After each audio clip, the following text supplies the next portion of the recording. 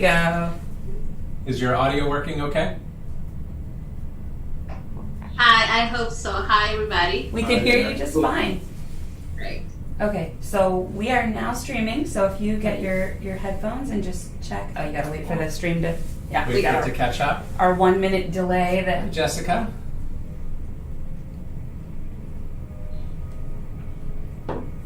Good.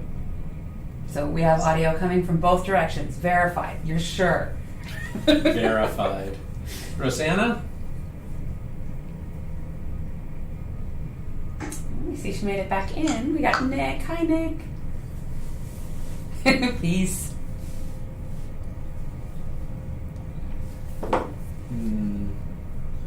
The Zoom backgrounds are getting crazy. We were in a meeting with someone maybe last week, I guess, that I thought she was actually in a coffee shop for like the first half of the meeting. Oh, yeah. And then all of a sudden I realized that there was like a little piece of a person like making coffee that was just standing like still. And I was like, is she okay? And then I was like, oh, that's a picture.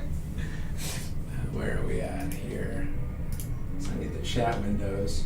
Oh no. So Rosanna, audio's not working. Can only see the video. Oh, it's working now. Good. Okay. I'll take Good. that. We'll get there. Looks like we've got some viewers coming into YouTube and the live stream already, so that's good. Do you have the ability to share your camera, Rosanna?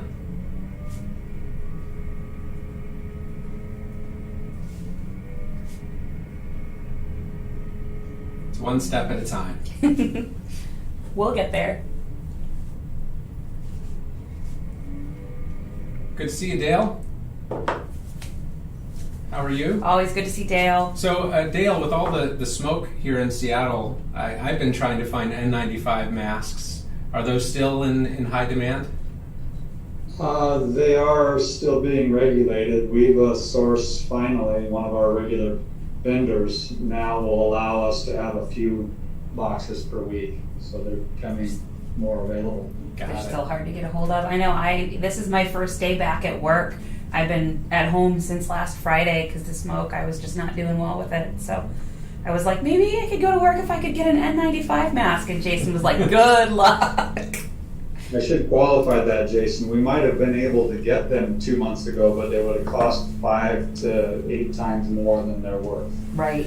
But if you need one, it's a little bit easier to do. It's worth it, as opposed to if you need 100, it's a different story. If it gets me an extra week of work, it's easy to make that pencil, right? Yeah. Good to see you, Rosanna. Or maybe not. I don't know how much they cost. Okay. Perfect. How are you? They're doing well. Yeah. I think we're all ready to get started here. So we are missing Rob Lopez, but I think something could have come up with him. So safety, so you never know. Yeah. Welcome to Builder Chat, everybody. We appreciate everybody making the time to be here. This is our construction peer group where we talk about different topics that are relevant to the industry. And so this week we're going to be talking about the importance of our English second language workforce. There are a lot of topics that aren't really addressed as well as they could be, and we have some awesome guests here to help share some ideas. Yeah, so this one's been important to us for a long time, so I think it's really good to get a chance to talk about it. So before we get started, Jared or Wendy, do we have any ABC announcements that you want to share? Jared, do you have anything? No, nothing comes to mind. Okay. One thing that I would like to share is I'm interested to hear this conversation today because in talking with Tony and Croce, our safety manager, it's really difficult to find safety trainers who are able to teach everybody and have ESL and that type of thing. So I guess there's 3 in the entire state. So in order for ABC to train everybody and everyone in our workforce, we need to know how to do this better. Yeah, it's a great point. So I want to introduce a couple of folks that we have here to help weigh in on the topic. So we have Bryan Ortiz from Kerr Contractors. Bryan, could you just give us a short intro of who you are and what you do? Yeah, like he said, my name is Bryan Ortiz. I'm originally from Mexico City. Moved to the States when I was about 13 years old, and got into construction, just like a lot of Hispanic people, at the age of 17, 18, and been in the construction industry since then. I work for Oregon OSHA as a safety compliance officer, and now I'm in this phase of my life where I'm a safety director for Kerr Contractors. Bringing out his high school Spanish a little bit. Been a little while. So yeah, that's very exciting to hear my name properly. Well, my name is Rossana Caballero. I'm a safety manager. I moved to the States 5 years ago, and I always lived in Seattle. I work for a couple of general contractors in the area, and I do mainly safety. I did safety in South America for 7 years, and now I've been here for 5 years already. Got it. Well, appreciate you being here with us. So we're talking about English second language. We're talking about specifically a Hispanic workforce. And I just want to start with something that I learned in March from a friend of ours, Jason Jones. I'm probably going to get some of this stuff wrong. I'm coming from a place of naivety. I'm coming from a place of ignorance. And so I'm trying to help shed light and spread awareness about what I perceive to be a problem or a challenge for our construction community, specifically related to Latin workers, Hispanic workers in the construction industry, because to my knowledge, on the books, about 30% of our workforce is from a Latin country, a Latin native, but that is not represented in leadership, and that's not represented in management. And my hunch is that, and this is my personal experience too, a number of people are commonly overlooked. A number of people are not necessarily considered for promotion. And there are a number of factors that we could get into here, but I do want to focus on the positive aspects, or what can we do about it. But I want to touch on that topic of why we think that it can be a little bit more difficult for ESL folks to be perceived as appropriate for promotion. So Bryan, do you want to kick us off there and just touch on that topic? Why do we think that situation exists? Well, in a conversation we were having, I think last week, I think the biggest challenge is the misconceptions that are out there and understanding the ESL community.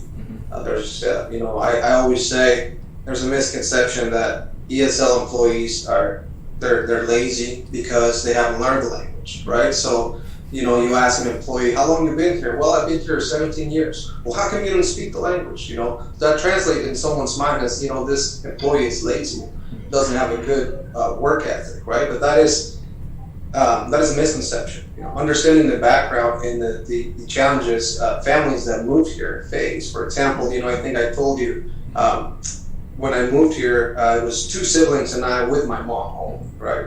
She had to work two jobs, during the week, and then a third job during the weekends. And also parent at the same time, raised 3 kids.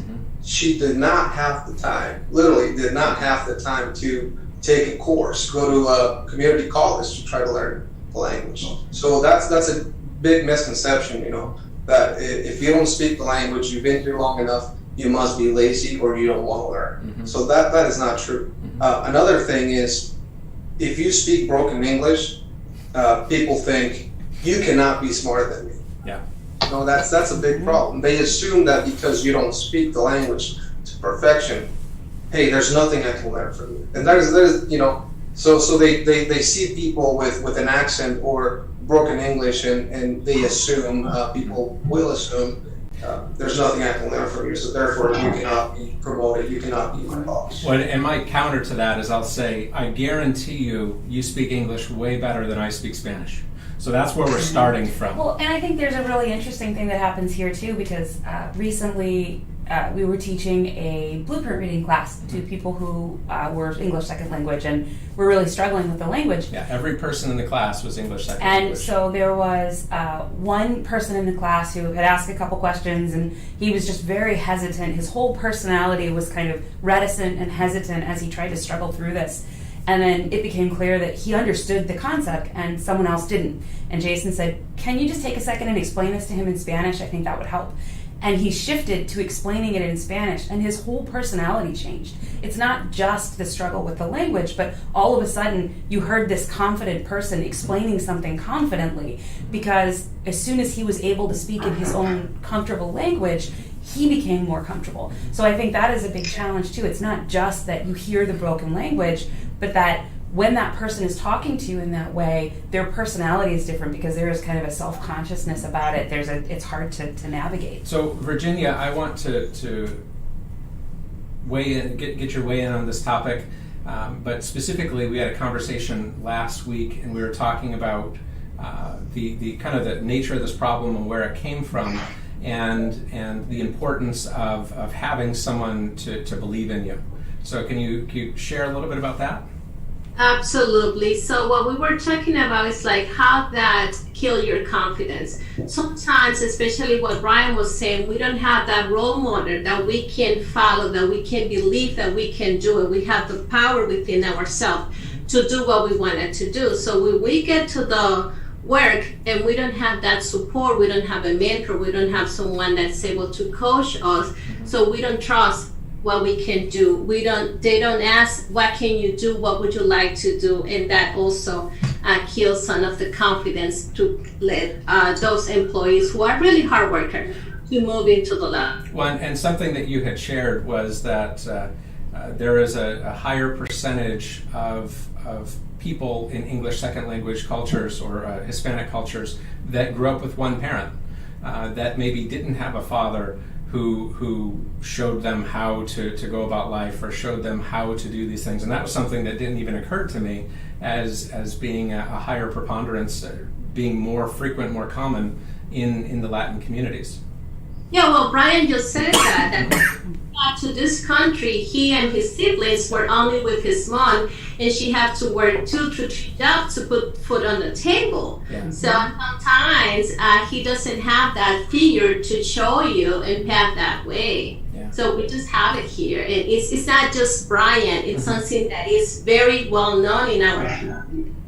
Yeah, well, and it's not, so it's not having that father figure, and then also having that mother who, even if she's really proud of you, she's really, really busy and really, really tired. Working double time.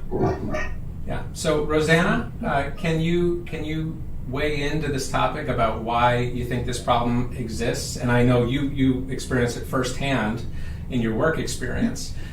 So what your thoughts here? Well, I definitely agree with what you just said about the personality in your language. It's unbelievable, but I realized, like myself, have a personality in Spanish and another in English. It sounds weird. It can be like a mind problem, but it is true because you feel more confident in your native language for sure. So the challenge will be, how can we promote people to speak English and feel that confidence that you feel when you are speaking your native language? And I see in construction, we try to help Spanish speakers, workers, but when we help them, we think that the temporary solution will be just to separate that worker and just send him or send her to a group of Spanish speakers, workers, so they feel more comfortable and confident. They are good workers, but it's just a band-aid over the wound because we're not doing nothing else. And they can be with us for years, and sometimes they are in the unions or the trades for their entire career, 20 years, and they don't have the opportunity to learn the language. And that's a great point, because we work with so many companies who take that approach where it feels like it makes sense that you would just segregate. You would put the Spanish speakers with the Spanish speakers. You would put the English speakers with the English speakers, and then we're all going to be able to be productive. That solves that short-term problem, but it doesn't address that larger concern. I had an experience where I was managing a project, worked with a crew of Ukrainian ciders. The foreman, who was the Ukrainian lead, he spoke pretty good English, and he was very smart, and he was young and capable. Later, probably 5 years later, I contacted him because I wanted to hire him as a foreman for a general contractor on my project. And when I interviewed him again, I found that his English had gotten worse because he had isolated and basically only worked with his crew. He was a different person than he was 5 years before, and his English had degraded, and I felt like his ability to navigate the English-speaking world had degraded. So that's a really great point, though, Rossana, about the importance of that integration. So I want to open it up for anybody who has weigh-in here about what are approaches that we could take to try to more successfully integrate the workforce. Jess? Well, first, as someone who's been immersed in a culture in a country where I was not the native language speaker, I completely understand where that's coming from. I think the underlying thing is, though, that companies need to stay mindful about how hard it is to learn English in the first place. It is a complicated language. And when you're coming from, it's awful. And it's awful for native speakers. And then when you're coming from a language like Spanish that actually is more phonetic, it's a little simpler, the grammar is slightly different, and you've got to remember that. And I really honestly believe that companies need to invest in English education and not separate out workers because, well, you'll feel more comfortable. No, they need to feel more comfortable in a second language. People get there. I mean, there are people that speak 4, 5, 6, 7 languages, and they're comfortable in all of them. But give everybody a chance. But do remember, English is really hard. Really hard.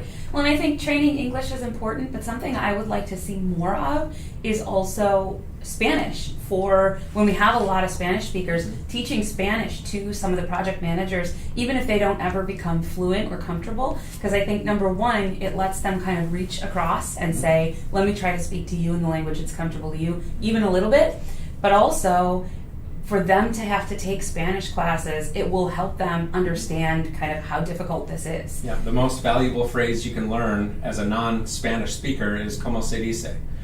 Right? How do you say? So como se dice anything, and that is kind of the door to starting to understand what you don't understand. Yeah. Well, and I think this kind of brings us to the point where another big issue, the point where this became really something that was on our radar, that became really important to us, is that we were working with a company, and whenever young people who are really bright and really talented kind of pop out and you notice them, that's always really important to us, that we make sure we pay attention to those people and try to help give them support, because that's fun.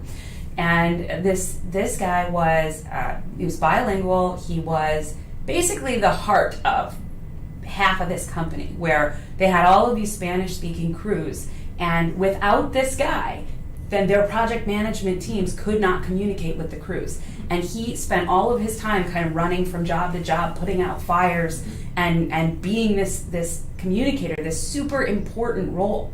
And yet, he didn't get paid any more than any other foreman for it. It was just this sort of unofficial role, even though he brought this amazing skill set and this really important thing that their whole workforce depended on. It was not something, and when we talked to him about it, it wasn't even really his conception. He wasn't like, well, they should pay me for it, right? His kind of standpoint was, well, I don't really have the skills to promote. Yeah. I just do this because I need to help people be able to understand each other. So we didn't have Roberto here today, but he was scheduled to be here. But Roberto Lopez is a safety leader in construction for Flatiron. Rossana is a safety leader for Balfour Beatty. Bryan Ortiz is a safety leader for Kerr. So I want to ask Rossana, is there a link here between Latin workers in leadership and management and safety management, specifically tied to safety? Is there any significance there, do we think? Well, in my experience, it's an advantage to speak Spanish because every day I get a group of new workers, at least one speaks Spanish in my project. So officially, when we have someone who doesn't speak English, we're required to ask for a translator. But at that moment, since I feel, okay, I already speak the language, I'm just the translator. I do a bilingual orientation for them, and we don't require another person to do that. So we are like language brokers in the job site. We're just helping them to understand most of the points. Yeah. And well, that's just the orientation. But right after that, there is the dilemma. What would you do now? Because that guy is gonna go and work, and he's gonna be facing safety challenges. And of course, we want he works safely in the job site. So then we ask someone in the team, in the crew, to just mentor that person. But I'm not sure that that's a practice in the industry. And there should be a practice like that, mentorship, or having just someone who understands that person, who can provide a little bit of training on the safety skills that that person needs for just the time that he's going to be in the job site. So that's something that we can do here, and I do that, and I'm sure that Bryan has been doing that in his job sites as well. So just language brokering is not like a skill that it is required when you apply for a job, but definitely it's a preferred qualification. So I think that many times the policies and the culture that we create as a company it communicates so much about who we are as a company, what's important to us as a company. So do we have any thoughts about the things that our companies should be saying or doing in their policies, in the way that they hire, in the way that they recruit, in order to promote a better integrated workforce, a better integrated construction family? Taylor, what do you got?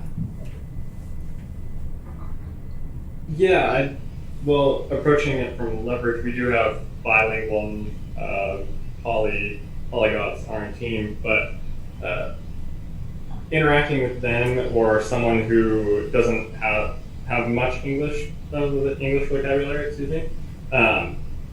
it's a huge mindset shift. Like, we make it very important that we have a growth mindset. So it's not like you can't learn something from them because you can't share a language. It's pretty easy to learn something from someone even if you can't speak to them in their native language. So it's finding other ways of communicating, just so the entire team can grow. And it's not necessarily dependent on the language per se. And also just understanding that person got hired for a reason. It's not like they are new to this field or completely green. They're on that job site with you for a reason. Yeah. Well, I think if company owners and managers understood and put their money where their mouth is in terms of being bilingual is a commodity. That is a value. It's a skill. And not only is that valuable in dealing with the acute problem, with the small problem, it is valuable in dealing with the bigger challenges that we all face as a company. Bryan? Yeah, I was going to say, the biggest thing, in my opinion, that a company can do, or the biggest first step they can do, is simply acknowledge what is going on and reach out. I think Regina was saying, sometimes we don't have that role model, we don't have that person to tell you, hey, you can do better, you can do more, right? And I give the example when I moved to the States. I used to be top of a class in Mexico, right? And all of a sudden I moved to Oregon with speaking zero English. So all of a sudden I can't even answer a basic question. And that's at age 13? That's at the age of those 8th grade. So being 13 is hard. Right. As it Anyway. is, right? So Right. continue. And then my experience was you start to feel invisible at a point, because you don't understand what's going on. You cannot relate to people. You can't interact with people. There's no social life, and your group is very limited. So a lot of workers feel this way, and I'm sure a lot of people, when it comes to safety, they feel this way. You have safety meetings, you have safety training in English only. So these people feel invisible, right? So the best thing you can do as a company is reach out and say, hey, did you understand what we were talking about? Do you understand fall protection? What can I do for you to understand and be safe? There's no way a company can have a successful safety culture if the employees do not understand the safety training, the safety topics. There's no way they can play an active role in that safety culture if they don't understand. So we are, I can speak for myself, but I think that Hispanics are very proud. We're very proud of our culture, very proud of our families. And we don't really ask for help as much as we should. So the employee is not going to be the one going up to you and tell you, hey, I didn't understand what you were talking about when it comes to fall protection. They're most likely not going to do that. So I think it's the employer's responsibility or to reach out, because they're not going to come ask for help. Yeah, well, and I think another thing that you said in our earlier conversation, Bryan, that really stood out to me, I hadn't really thought of this before, is you had said that another thing is that there's kind of a work ethic that says you should be willing to do whatever needs to be done. So then the question is, do you know how to do this? And you said that a lot of times the Spanish-speaking people will say, yeah, sure, I can do it. Yes, even if they have We're go-getters, right? Yeah. We're go-getters. So when they ask, hey, do you know how to do this? The first thing we say is, yes, I know. I know how to do it. I think I told you that I've been sitting next to friends sometimes, and somebody asks, hey, do you know how to build a deck? And they go, oh yeah, I know how to build a deck. And I look and I'm like, you've never built a deck? How do you know how to build a deck? But it's the whole go-getter, and yes, I can do it. I don't need help. I'm going to go get it done. Yeah. And that's very good, but that can also be a bad thing when it comes to safety. Yeah. Right? Yeah, absolutely. So I want to get input from Virginia here. So if we take the approach as a company and we tell our workers, well, you can go learn English on your own time, on your own dime. You can go ahead and do that, and maybe you'll get promoted. Maybe something good will happen, but it's all on you. And if you don't do it, it's your fault that it didn't happen. So that's company A. Company B invests in the person, is willing to pay for the English classes, has a promotional structure that's clearly laid out regarding what happens to compensation when you become fluent, or the stages of fluency, and volunteers to even pay for their time while they're doing it. So Virginia, what's your take on what the culture difference is between those two realities? Because those are two realities. Well, with company A, I don't think that they're gonna get anything, because if I have to go home and take care of my kids and keep working, and I have to learn something that it's already difficult, it's not gonna happen. But if you as a company shows value to me and understand that Spanish is very important, but it will be important for you to learn this English skill, because that's going to help you to grow, that's going to help you to go up, and instead of being just a worker, you can be the foreman, you can be the superintendent, you can be a project manager, you can scale, you can become whoever you want to become. I'm going to pay more attention to that. And if I have someone who partner with me and work with me and show me the way, and I have, like we were mentioning before, someone who mentors me in that, I definitely understand that it's going to happen. People are going to feel more comfortable of learning the language, because they understand, they will see that there is more value, there's more things for them to get. And if you allow me to something that Bryan mentioned, when we feel like invisible, going back to that point, what happened in returns is like we as parents, if we are on the side work and we feel invisible, we'll teach our kids not to learn the language, not to learn Spanish, because you're gonna be invisible outside if you just speak Spanish of it. So there is a lot in our community that you can see kids that they are Hispanic, their parents came to this country and they don't speak Spanish at all, just because of the feeling that we got in the workplace. Like, you speak Spanish, you don't worth like to go up into the ladder. So Bryan had mentioned that Latin culture can be very proud. Very proud culture. You don't necessarily want to ask for help. And I think the part of that we're kind of keying into is the importance of making it possible for them to be worth more, making it possible for them to do more. We have a concept that we use called value of company culture. And if we went to every one of your companies and we said, we're here to pay you more money to come work for us, we'll pay you $1, $10, $100,000 more, at some point everybody's going to go, right? Well, 95% of those people will leave. And whatever number they left for, that tells you what the value of company culture was in that place. My perception of many Spanish-speaking workers, and what I hear from company owners, is oftentimes that they'll go to a different company for $1 more, for $5 more. They'll just leave. And I find that kind of shocking that the company ownership will point at them as being the problem. Right? That, wait a minute, if they're leaving for $1, $2, $5, what does that tell you about the culture? So, and I want to ask Rossana this question about this topic. So, if Latin cultures are pride, talk to me about Latin loyalty. Well, I think our culture is very loyal. And I think if this company doesn't promote any professional development plan for them, they will go to see what's next and to find a better opportunity. Mm-hmm. So that's something that companies are failing right now.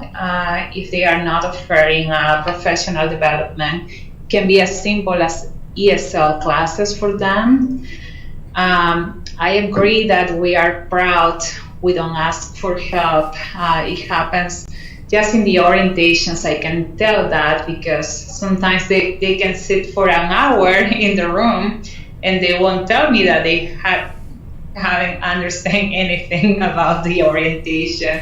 And I say, why didn't you say I speak Spanish? And I start speaking Spanish, but it happened that way. So I feel it's not about changing to a better company for $1. Is definitely something that we value the culture of the company when we move to another opportunity. And we're trying to look for a professional development plan that not many companies offer to the trade guys. Mm-hmm. That's the reality. Yeah, well, but I think the flip side of that is if you found a company that did, mm-hmm. then I think the loyalty that would come out of that would be huge. I think that when someone invests in you, then all of a sudden that flips it on its head. Yeah, when the Latin workers that jump into my mind, when people have shown them kindness and invested in their career, they're incredibly loyal.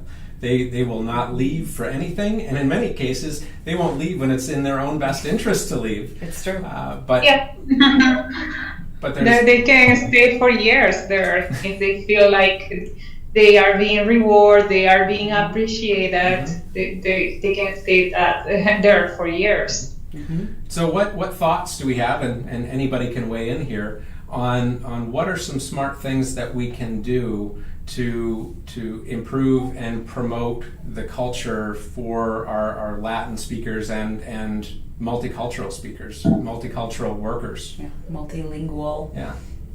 What do we think?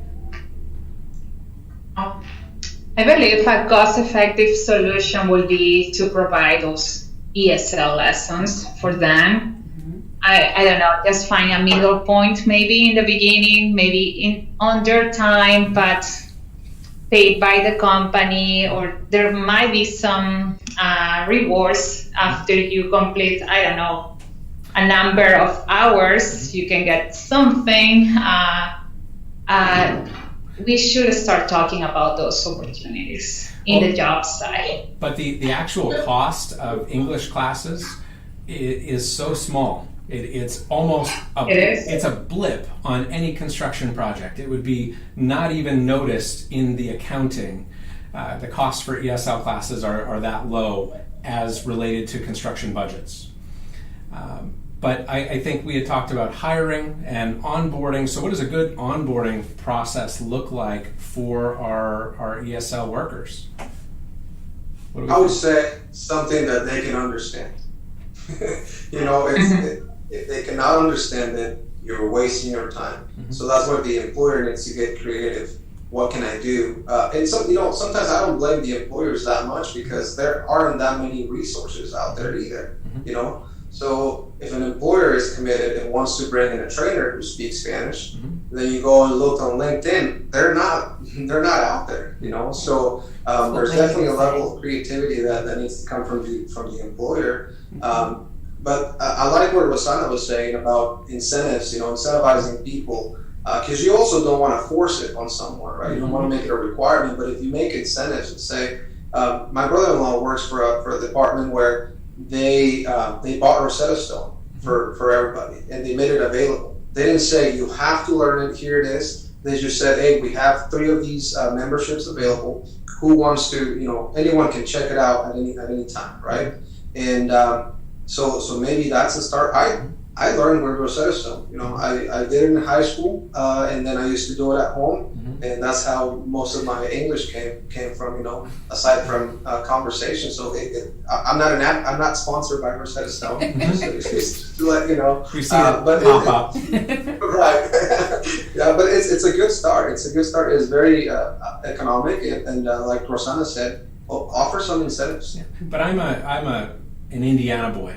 Right, grew up in farm country, and I think very simply. So the place where my brain goes is pretty much all construction companies that have English second language workers typically will have people who are translators, who are the Rosanas, right, who are Bryans, who speak both languages, and oftentimes they're put into roles that are safety roles. That don't necessarily, you don't have the bandwidth or the time to be able to mentor those people or onboard those people.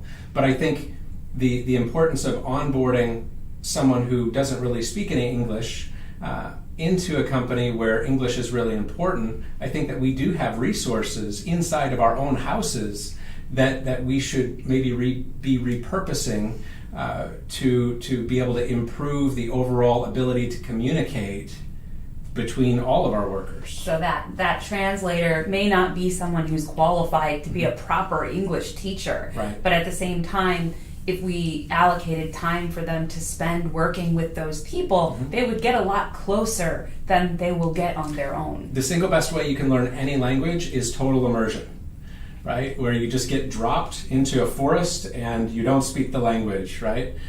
And I think that using some sort of approach like that, where we use the total immersion approach, where you have a mentor that does speak your native tongue, but the game that we play is that I'm not going to speak it to you unless there's some sort of emergency, right? And I'm kind of pulling that work that has to be done out of you in that process. Do we have thoughts on that? Virginia? Oh, go ahead, Jared. Yeah, so it's kind of related to that and some of the other stuff that was brought up before, but sometimes, so I speak a little bit of Spanish, and sometimes when I'm trying to build rapport with people, you maybe want to speak some Spanish to them, but I also feel like I shouldn't be assuming that just because you look like you may speak Spanish that you speak Spanish. Yeah. So is that an okay practice to try to say some basic Spanish to try to build rapport, or should would you look at me negatively that I'm just assuming that, because you spoke about how some of the newer, younger generations don't get taught Spanish and they speak English, so I also don't want to make people feel bad for not speaking. So is your question, how do we go Yeah, about? what's the best practice? Like, is that a good practice to try to build rapport by relating, by maybe trying to speak some Spanish, or should you wait until you actually know that they speak Spanish? Rossana. I think it's a great idea. I wouldn't feel insulted if someone is trying to speak my language. I would feel like happy that someone knows something. And it's happening, you know. For example, in my company, I have a couple of engineers that they are very young, probably 22, 23 years old, just graduated from college. And they speak Spanish with me. They are trying, they always ask me, ¿Cómo se dice? Yada, yada. And I feel like, okay, they want to learn. And they also go to the field and they try to speak Spanish to the Hispanic workers. And I feel like this is changing. There might be a new generation that they are more willing to learn another language. Mm-hmm. And they are not afraid of trying in the field, you know, because one thing is in the site office and the other is in the field when, you know, workers are more tough or something. So, yeah, that's very interesting. And it's something that if you want to try, you should do it. I don't think it's insulting at all. Not for me, at least. I think this is a conversation we're having a lot lately, where one of the things we're starting to realize as like the view of the world changes is that a lot of us avoided asking questions that would help us get closer because we were afraid to offend. And so, you know, Jason and I have worked with a lot of Spanish-speaking people over the years, and unless it became a direct issue, like with this one young guy where we were like, why aren't you getting promoted? Unless there was some very direct issue, we tended not to ask those questions or not to say those things because, again, you don't want to give offense. But I think the thing that we're learning is that asking those questions, it doesn't give offense. It shows people that we're willing to reach across. Mm-hmm. And even if we get it wrong, it gives them the opportunity to let us know we're getting it wrong. So if I try to speak Spanish to someone and it turns out actually they speak Portuguese, not Spanish at all, then they're going to laugh and say, actually, I don't understand a word of that. And that's okay because now we're kind of all on the same page. So I think we need to be less afraid of giving offense when we have a real question, and just make sure that we phrase the question in a way that lets people know that I'm not trying to make assumptions, I'm not trying to put you in a box, but here's my question. Yeah, I'm coming from a place of ignorance. Mm-hmm. That's one of my favorite ones. I'm probably going to get this wrong. Help me. And we're just finding that to be so valuable. And I'll say that again, coming from a place of ignorance, but my perception is that the Latin community is very proud. Mm-hmm. Family is very important. So I want to go to Virginia with this next question. So if family is important, and we're putting all of this pressure on the Spanish-speaking workforce to learn English exclusively, what kind of message would it send if the native English speakers were at the same time trying to learn Spanish? What message would that send as it relates to family? As you relate to family? Mm-hmm. Like when you're trying to... So my perception is that we have our families at home, but we oftentimes spend more time with our work families. And you can feel like you're invisible, you can feel like people don't see you, don't hear you, don't understand you. And there's this pressure put on Spanish speakers to learn English, to conform. But my question is, what does it say to that family? What does it do to the construction or the building of that family if we say, you're important enough that I'm going to do my best to learn Spanish. So we're going to play a game. I will only speak Spanish and you will only speak English, right? Oh, that would be fabulous, because it's gonna be a better interaction. Mm-hmm. I'm gonna be able to connect more with you because you're connecting with me. Mm-hmm. So, and if I go back home and I might be able to, let's say, like I'm someone who grew up here. I will be more interested to teach more my parents who did not have the opportunity to learn English, because I see it is important. I see there is value. So you want to learn Spanish? I'm with it. Mm-hmm. Let's do it. And I think the with 30% of our workforce being Spanish speaking, it will, at least 30%, it will only do good things to improve our ability to speak and communicate. So what are your thoughts on that, Bryan? I agree, man. I think, like I said, like the biggest step is for someone to take the initiative, and if you say, hey man, I care about you enough that I'm going to take time out of my day to try to communicate with you because you're that important to me. I think that speaks volumes, you know.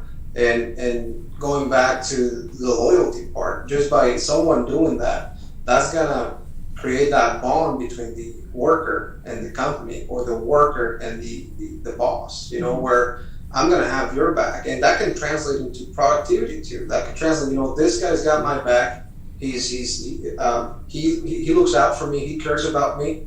I'm going to give a little bit more. You know, I'm going to make sure that, you know, we do things the right way. And I want to make sure that I do a better job for this guy, because this guy or this girl, they took the time for me. So that translated to, you know, I'm going to give more for you. So it's kind of like almost like an investment, if you want to look at it that way. Mm-hmm. You know, you're gonna get your return on investment from the Hispanic community in that way, I think. Mm-hmm. So I think another thing that I have found over time, if you don't have the ability to make the decisions that are going to help these things happen at the company, just as a person who works at a company and wants to reach across to those people who don't speak a lot of English, I have found over the years that the Latin community, there are holidays, there are foods, there's such a rich culture there, and asking questions about those things and being interested in those things can be a really great way to kind of show that you're interested and start connecting. I know I have had lots of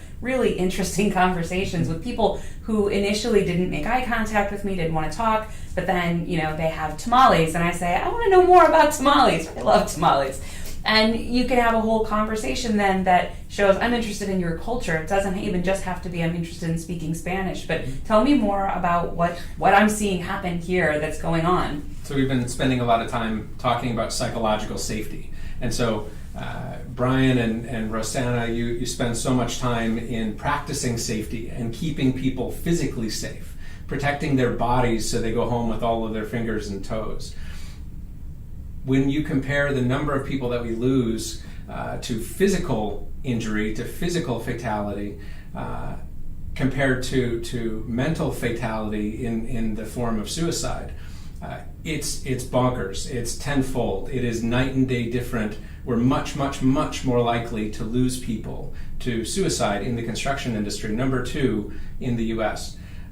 So when we're talking about the importance of psychological safety, and we're talking about people feeling at home and bringing their whole selves to work, bringing their whole selves and sharing who they are, feeling comfortable in using their normal voice. How we said you change personalities when you change your language. I want to get to working with a team of all people using that comfortable voice. Even if you're not comfortable with the language, it's not just the language barrier that is causing that discomfort. It is the fear that you're going to get it wrong. I have known many native English speakers whose grammar is a mess and a nightmare and a wreck, and they don't feel self-conscious about it. So the question that I'll put out to the group here is what can we do to promote cultural awareness? What can we do to spread awareness and knowledge about our heritage and our foods and our people? Because we're all one family here. I always think about back when we were roofing and there was that crew that would bring the tamales with the green sauce, and we would wait for that because it was amazing. But it was also these people who were on the job site all the time who never really spoke to us, and then as soon as we got interested in this, they brought a bunch and they shared it with everyone, and the more interested we were in that, the more those connections started to happen. So what thoughts do we have about how we can improve the cultural awareness situation in our construction family? I like to add, having a human resources department who cares. We have multiple countries like El Salvador, Nicaragua, Guatemala. All of them have different food and have different festivity days. So as you were saying before, if there is a day that is important for culture, and you at the lunchtime decide to bring something that everybody shares, I might be open to talk about that and how I feel about this and sharing it. Everybody tasting the food, and so I think that will be able to connect the people and make them feel good in the field. Well, and I think there's a good point there too, that there are all of these different cultures. So It's like, yeah, everybody. That's not good. that is not good. That the Zoom, did we drop? I think the Zoom dropped. Oof. Yeah. Okay, technical difficulties. That is what it is. So if you are watching the live stream, we are having some technical difficulties right now.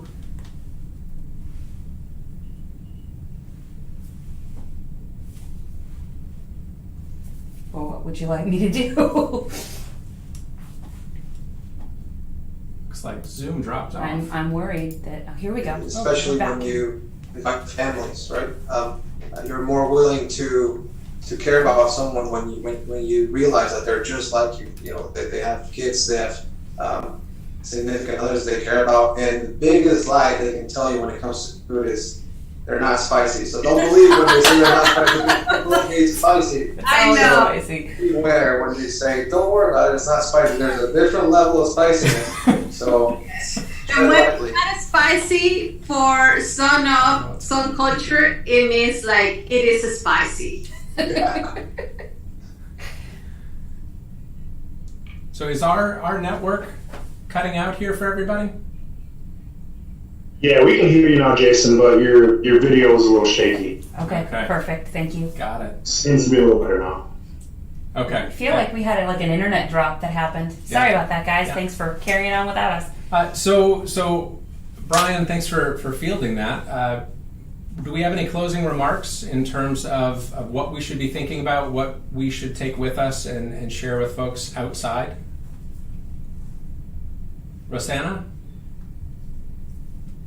Well, I think after having this conversation and the one that we had before, like 2 weeks ago, I think it's important that each of us start talking to our companies, our senior management about this. Probably we didn't have the opportunity before, we didn't think about that, but I personally want to speak about those things because we're just not taking care of a large group in the industry, you know. And there might be a solution or not. That's the worst thing that can happen, but it doesn't matter, right? Well, we should try and advocate for this. Yeah, I think better is good. Right? Better is good. If it's this much better, it's better than it was. It's true. Yes. Even, you know, when we post signs in the job site, safety signs, if we have a Spanish version of that, that will be a tiny change, but it's something. It's something better than nothing. So something that we can start doing in our projects, and maybe, I don't know, having a support group in the industry, and I don't know, I'm just thinking about that because there might be companies that they are interested to do it, but they don't have the person who can help. So maybe to do some volunteering on that, just help them out with some translations. That would be a start point. And I think even having a cultural day of the month where everybody brings in food that's from their culture and shares and talks about it. And obviously COVID makes things more difficult. Bryan, do you have any last thoughts? You know, I had some, when it comes to safety, I think making the content of the safety available in Spanish is very important. You know, I understand we're talking about ways of maybe some other people learning Spanish, but when it comes to safety, I think it needs to be made available in Spanish because that is crucial. and I'm sure Rossana can back me up. You want them to fully understand the safety. You don't want to use safety to teach someone English. Safety, they should understand everything in the language. So maybe safety meetings, make them available in Spanish, and tell people, hey, they're available in Spanish if you want it.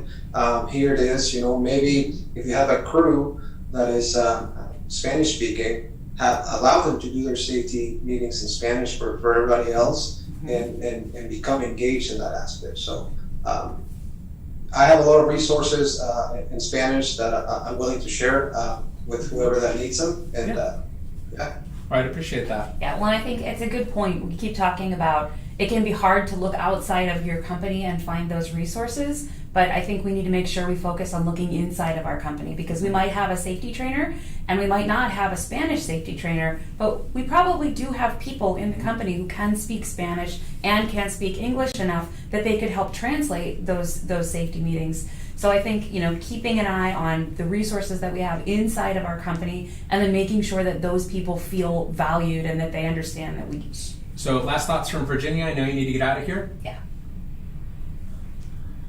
Well, I like the idea, especially when we're talking about safety, if they can get some information in Spanish, but it will be good for them to be together so we can complement. I can bring home, we all know that the law changes to have the right to understand. So I bring home information, and I understand how important for me is to go back with all my fingers. We go back with my side and everything. So if I have that and make sure that they read it and ask questions, and then have the safety meeting, where when something happens in the field, it's not going to be 100% in Spanish. So they need to understand the key few words in English as well to be able to take care of a problem if it arises.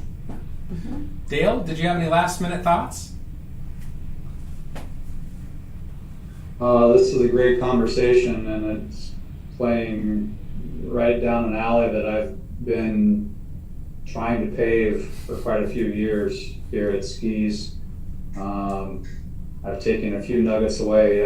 Prior to COVID, all of our trainings that were delivered by me verbally would come in written form, translated in Spanish, and handed out to all the participants. And so they had a notes page with what I was saying, because I'm not just reading what's on the slide, but I'd actually put in their notes section my script, if you will. COVID has really put a wrinkle on that. I'm looking forward, maybe, Bryan, to reaching out and finding out what resources you're speaking of when you say you have some things to share. Because the understanding is so vital, and for too many, I think they're just hearing words spoken and they don't get it, and it's not accomplishing the task. Anyway, thanks for letting me in the room. Yeah. So I'm going to call on Mohsen, but I know that's not your name, right? Is that your dad's name? So do you have any last minute thoughts that you want to share? And what was your name? Miriam. Miriam, got it. Jared, maybe we can do something about it to take my dad's name off and put mine on. I don't know how to do it, so I think someone would have to help me with that. Yeah, I think it's a very interesting class. I mean, I've interacted with people, like everybody had already said, people just assume once they see you or when they hear you speak. So it's a really good class. It's a great class. So. Got it. Appreciate that. So just so you know, if you want to, next time you're in a meeting, we're at the end now, if you take your mouse and you hover over the place where you can see your own face, there are 3 dots at the top right. When you click on those dots, you have the option to click rename, and then you can just type your own name. Thank you. Yes. There it is. We've been doing lots of helping people with Zoom too. All right. Well, any last minute announcements? I really appreciate everybody making the time today. I think that it's an important topic, and we're doing whatever we can to help make the world a better place. Jared? Yeah, awesome. So I guess I'll get us out of here. Appreciate everyone for being here, and this conversation was very good, and we're moving forward with it. So, do we have any announcements? Before we break, do we have any announcements? No, I don't have any announcements right now. Okay. Well, I know we have, there's Free Enterprise Alliance fundraiser September 24th, so keep your eyes peeled for that. But let's do it. Okay, so yeah, the way we like to break out of these meetings, since we were all team and sharing stuff with each other, is kind of like a American football form with breaking the huddle. So we'll all just put our hands up, and you can unmute, and then I'll say ready, break, and then we'll just type our hands up. So everybody needs to unmute. Rossana, unmute. There we go. All right, ready, break. Have a good day, everyone. Right. Appreciate everybody We should joining figure us out break today. in Spanish. Yeah. How do you say? Yeah. How do you say break in Spanish? No. Do it. ¿Cómo se dice break en español? Corte. Corte. ¿Cómo se dice ready? Listos. I knew that from PBS Kids. Listos. Listos. Corte. Okay. Thank you. Take care, everybody. Bye. Okay. Miriam. But she get it. She did. She got it changed.